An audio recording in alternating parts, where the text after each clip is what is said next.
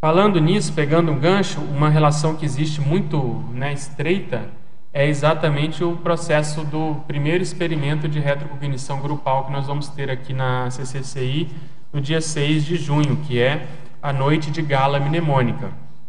Então, a noite de gala foi pensada exatamente para ajudar as pessoas a terem mais retrocognições. Então, se a gente imaginar que nós vamos ter ali 250 pessoas, pelo menos, trajadas de modo típico, com épocas distintas, e que essas pessoas já conviveram no passado, nós estamos orientando que essas pessoas escolham vidas nas quais elas tenham tido um resultado, tenham um rapport, tenham uma afinidade positiva.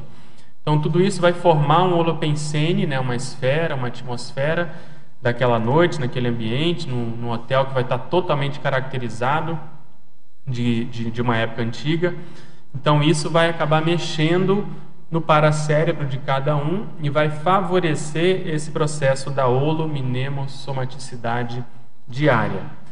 Então, ontem, inclusive, o professor Valdo comentou que extrafisicamente só as evocações que esse baile, né, que essa noite de gala já fomentou, já ocasionou, já valeu a pena em função dos amparadores estarem podendo levar pessoas para o curso intermissivo, extrafisicamente. Então, isso é o mais sério, porque cada um pertence ou é representante de um determinado grupo, faz essa evocação e os amparadores, a partir disso, estão conseguindo ajudar essas pessoas para se encaminhar para o curso intermissivo. Então, esse processo em grupo, quando mexe com grupo e todo mundo com objetivo comum, a gente vai conseguir lá, um dos objetivos é esse, é transformar essa noite de gala num retrocognitário grupal. Retrocognitário, grupal e dinâmico. Então, você que é um teletertuliano veterano, você não pode ficar fora dessa. Queria saber se você já tem a sua inscrição. Olha, eu estou aqui com a atualização de hoje, nós já estamos com 143 inscritos. Restam apenas 107 vagas. A gente está tendo mais de 10 inscrições por dia. Então, vale a pena contactar a recepção do CAEC para quem estiver de fora. O preço é R$ 360. Esse preço é em função do hotel, do jantar que nós vamos ter lá, de toda a caracterização que a gente precisou fazer no hotel. E a pessoa pode parcelar esse valor em 3 vezes. Então, vale a pena não ficar fora disso, porque é um exemplo prático da sua pergunta. Outra coisa, em Pensenologia, página 1, penúltima linha. Em tempos de preparativos para a noite de gala, aqui a pergunta em cima do lance. Em tempos de preparativos para a noite de gala, como desenvolver de forma homeostática as formas holopensênicas predisponentes às autorretrocognições intrafísicas? É justamente isso, é através da pesquisa. E a gente tem observado que tem dado certo. Na terça-feira agora, anteontem, nós vamos fazer uma gravação, uma chamada para essa noite de gala, explicando para as pessoas o que vai ser, como vai ser.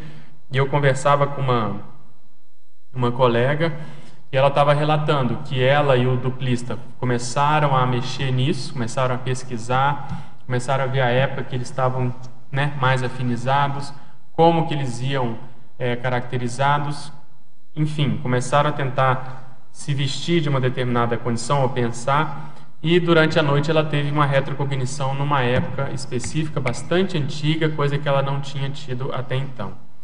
Então, esse processo é mais sério do que a gente imagina. Quando a gente pega uma veia do passado, e tem isso que eu falo aqui no verbete, há uma sobreposição mnemônica, você tem a memória atual. E você começa, através dessa memória atual, puxar coisas do passado através da pesquisa de um tema, de uma personalidade, de uma época, estudar um contexto histórico.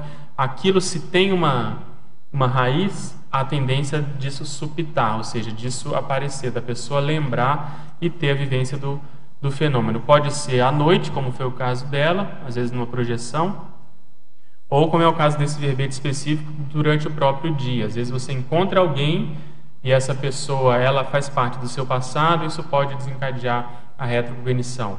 Na noite de gala, nós vamos partir do princípio de que isso deve acontecer mais fortemente, porque as pessoas vão estar caracterizadas naquela época. E é bom lembrar, não sei se todo mundo sabe, que dentro desse pacote da noite de gala está prevista a tertúlia do dia seguinte, a mini tertúlia do dia seguinte. Então o professor Valdo pediu, junto com a orientação dos amparadores, do transmentor especificamente, que a mini tertúlia do dia seguinte seja também sobre a noite de gala do dia anterior. E as pessoas virão caracterizadas do mesmo modo. Então só vai entrar na mini tertúlia quem esteve na noite, quem estiver caracterizado com o mesmo traje. Então nesse momento nós vamos ter tempo, né, e calma para poder olhar uns nos olhos dos outros e poder analisar cada caso. E aí a gente vai poder ver se há uma convergência entre o Mater Pensene da pessoa e aquele personagem que ela escolheu, aquela época, aquela condição que ela está ali caracterizada. Então, isso vai potencializar as chances de pesquisa, principalmente porque nós vamos ter vários exemplos aqui, né? Então, nós vamos poder fazer muitas associações de ideias também. Ainda na pensenologia, penúltima linha, favor comentar o Alto Mater Pensene seriexológico. O que é o Mater Pensene? O Mater Pensene é aquele pensene condutor, aquele pensene principal, aquela ideia mãe, aquela intenção primordial que veio motivando a pessoa ao longo das vidas.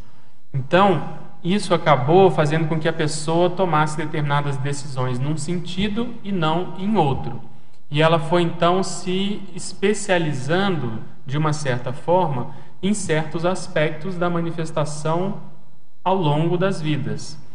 E aí hoje ela tem esse resultado como o Mater Pensene dela, quer dizer, o que predomina na manifestação atual. Quando a pessoa já tem mais noção do próprio passado, ou seja, daquilo que foi o motivo condutor, tem até um verbete que eu escrevi sobre isso, que é o Leitmotiv holobiográfico, quer dizer, aquele motivo condutor que foi mais ou menos assemelhado, faz parte mais ou menos do mesmo campo semântico, e ela sabe isso hoje, ela potencializa uma coisa com a outra. Então, a memória dela hoje não vai ser mais tão superficial. Ela vai saber, vamos dizer assim, as raízes da manifestação dela, da onde vieram. Então, por isso que ela vai entender por que ela tende a ser mais de um jeito e não de outro. Por exemplo, tem pessoas que têm mais uma tendência artística, outras mais uma tendência intelectual. Tem pessoas que são mais abertas, outras mais fechadas, mais assistenciais, mais egóicas, enfim. Dentro desses extremos, a pessoa vai se caracterizando. E aí a gente tem até o curso Identificação da Retrosenha Pessoal, que visa ajudar a pessoa a traçar essa síntese holobiográfica. Então, para isso, a pessoa tem que saber o megatrafor na ponta da língua, o megatrafar, as características do próprio temperamento, quais foram, por exemplo, as manifestações na vida atual que foram indícios de processos do passado, por exemplo, de atuação em determinados holopensenes. Essa pessoa ela tem que ter noção, por exemplo, do denominador comum do grupo, ou seja, a gente chama isso de grupocarmometria pessoal.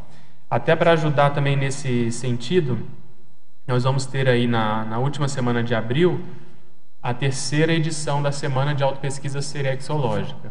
E muitas pessoas não têm muita experiência com essa análise e não puderam participar do primeiro Fórum Internacional de Seriexologia, onde a gente fez a análise do caso de Émile Littré, comparando a minha personalidade com a personalidade do Littré, que a gente tem a hipótese de ser a mesma consciência, né, a personalidade consecutiva. E aí a gente pediu, em função dessas demandas, eu mesmo pedi para a Cris fazer o curso chamado Grupocarmometria de Émile Littré. Então ela vai apresentar o parassociograma com todos os grupos com os quais Littré interagiu e as principais personalidades, para a gente tentar encontrar essas personalidades hoje, partindo do princípio que onde tem uma personalidade consecutiva, tem outras, por causa do processo da lei da afinidade. Então, com base nisso também, a gente vai fazer o exercício de ver perfis do passado e perfis atuais da CCCI, procurando reencontrar essas pessoas hoje. Então, o grupo faz muito, o estudo do grupo é muito importante nessa identificação do Mater Pensene seriexológico. Além disso, trabalhar com a para-história, com a para-percepciologia, com o processo de temperamento, como eu falei. Enfim, são muitas variáveis que a gente tem que fazer o quê? Juntar as pontas da manifestação pessoal. E aí, tendo essa noção histórica, a pessoa começa a se ver, a se encaixar, a se localizar seriexologicamente. Outra pergunta aqui, em Parafatologia, página 1, sexta linha. Favor discorrer sobre a intrafisicalidade, exigindo e impondo repetições, automatismos e protocolos capazes de fixar a paramemória de longuíssimo prazo. Então, o que é isso? Quando a gente ressoma, quando nós renascemos, a vida humana exige essa liturgia, esse protocolo. Quer dizer, a gente tem que dormir, acordar, tomar banho, se alimentar, se locomover, estudar, crescer. Todos esses processos muito relacionados ao soma, eles são muito antigos e muito repetitivos. Isso vai fixando a nossa holomemória.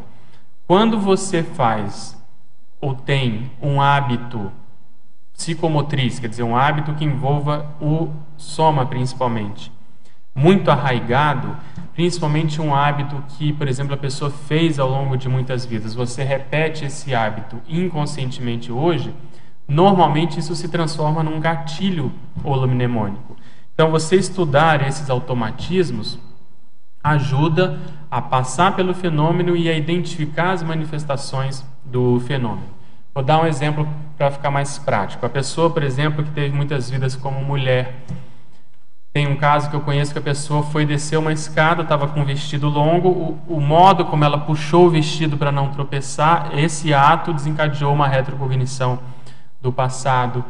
A outra, por exemplo, foi fazer um teste do tipo de pano para costura, para comprar, e esse processo dela pegar o tato, né, de ver de que tipo de tecido era aquilo, ela se lembrou de um processo também na monarquia, ela testando as especiarias e os tecidos que vinham do Oriente, na época que eles compravam seda, a monarquia mexia com isso. Então, esses automatismos, eles ajudam paradoxalmente nas lembranças do próprio passado. Então, eu parto do pressuposto que é uma condição fisiológica ou parafisiológica. Você, quando consegue fazer essa sobreposição, a tendência disso é desencadear a retrocognição. Obviamente que se nós estamos mais predispostos, no sentido de mexer mais com as energias, no sentido de ter uma holosfera, né, o energossoma mais solto, mais predisposto, e principalmente também um trabalho intelectual mais habitual, tudo isso em conjunto tem um efeito sinérgico de potencializar a retrocognição.